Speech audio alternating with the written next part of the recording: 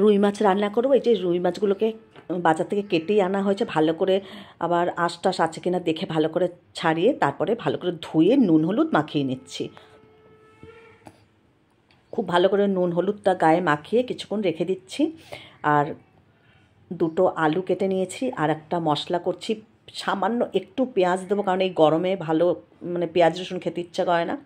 একটু পেঁয়াজ দেবো আর জিরে আদা কাঁচা লঙ্কা দিয়ে রান্নাটা করব। আর ধনে পাতা দেবো। কড়াইয়ে বেশ খানিকটা তেল দিয়ে দিয়েছি, মাছগুলোকে সব ভেজে নিচ্ছি একে একে করে। মাছগুলো সব ভেজে নেওয়ার পরে এবার মশলাটা আমি পেস্ট করে নিচ্ছি। মশলাটা এই যে গোটা জিরে নিয়ে নিলাম, আর একটু আদা কাঁচা লঙ্কা নিয়ে নিলাম, আর একটা ছোট পেঁয়াজ নিয়েছি, আর দুটো ছোট ছোট টমেটো নিয়েছি। বেশি মশলা একেবারেই দেব না। এই দেখো একটা পেঁয়াজ দিয়েছি, দিয়ে একটা মিহি পেস্ট করে নেবো। সামান্য একটু জল দেবো। পেঁয়াজ আর টমেটোতে যা জল হবে তাতেই মশলাটা হয়ে যাবে, তাও একটু দিয়ে নিচ্ছি, কেননা গোটা জিরে দিয়েছি তো। যাই হোক, এই যে আলুটা কেটে নিয়েছি, দুটো আলু কেটেছি, আর মাছগুলো সব ভাজা হয়ে যাচ্ছে। এই যে 4 পিস ভাজা হয়েছে, আর বাকিটা কড়াইতে দিয়ে দিয়েছি। এই যে সব মাছগুলো ভাজা হয়ে যাওয়ার পরে ওই তেলের মধ্যেই, তেলও আমি বেশি দেব না, এই তেলেই আমার হয়ে যাবে। তো গোটা জিরে আর একটা শুকনো লঙ্কা ফোড়ন দিলাম।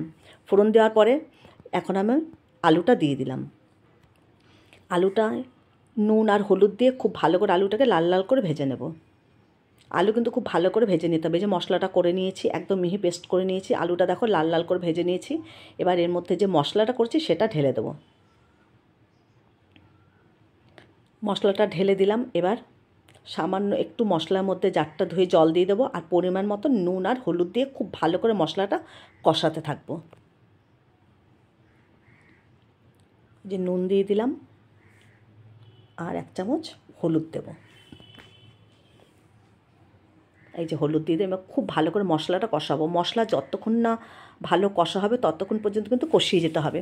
মশলা গা থেকে তেল ছেড়ে আসবে, তখন বুঝে যাব যে মশলাটা আমার হয়ে গেছে। তো যাই হোক, এই দেখো মশলা খুব ভালো করে কষা হয়ে গেছে। এবার পরিমাণ মতন জল দিয়ে দেবো। আর বেশি মশলা একেবারেই দেইনি, এই গরমে হালকা করে খাওয়াটাই ভালো। তো এবার পরিমাণ মতন জল দিয়ে দিচ্ছি। খুব পাতলাও করব না, খুব ভারীও করব না। মাছ এখানে খুব বেশি নয়, 6 টুকরো মাছ আছে, আর একটা মাথা আছে, হাফ মাথা আছে। এই যে ঝোলটা ফুটে উঠেছে, এখন এই মাছগুলো সব দিয়ে দিচ্ছি। ঝোলটা আর কিছুক্ষণ ফুটলেই ধনেপাতা দিয়ে নামিয়ে নেব, তাহলে কিন্তু রুই মাছের ঝোল রেডি হয়ে যাবে। দেখো, এই দেখো খুব বেশি যে পাতলা ঝোল তাও নয়, খুব ভারীও হয়নি। এই যে আরেকটু ফুটিয়ে নিলেই মাছের ঝোল কিন্তু একদম রেডি হয়ে যাবে। কারা কারা এইভাবে খেতে ভালোবাসো অবশ্যই জানাবে। এবার ধনেপাতা দিয়ে দেখো সাইড থেকে কেমন তেলগুলো ভেসে উঠেছে। একটা আমি একটু চিনি দিয়ে দিয়েছি, সামান্য একটু, সাইড থেকে তেল বেরিয়ে গেছে। এবার ধনেপাতা দিয়ে দেবো। মাছের ঝোল কিন্তু একদম রেডি হয়ে গেছে। কারা কারা এইভাবে হালকা পাতলা মাছের ঝোল খেতে ভালোবাসো অবশ্যই জানাবে। দেখো ধনেপাতা দিয়ে দিলাম, আর আমার ইউটিউব চ্যানেলটাকে সাবস্ক্রাইব করে নিও, দীপ্তি রান্নাঘর। মাছের ঝোল কিন্তু আমার একেবারে রেডি। এই যে ধনেপাতা দিয়ে দিচ্ছি, এখন নামিয়ে নেব। গ্যাসটা অফ করে দিলাম।